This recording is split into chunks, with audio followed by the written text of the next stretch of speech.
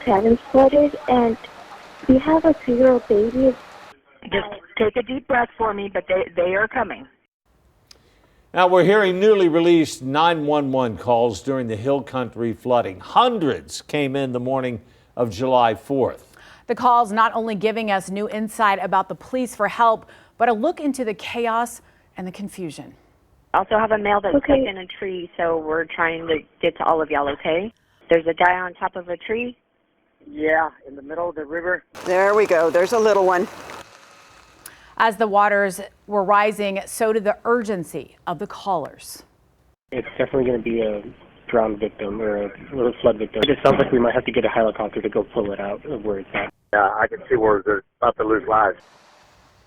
For more on how first responders handled the influx of calls, you can look for this story on KENS5.com.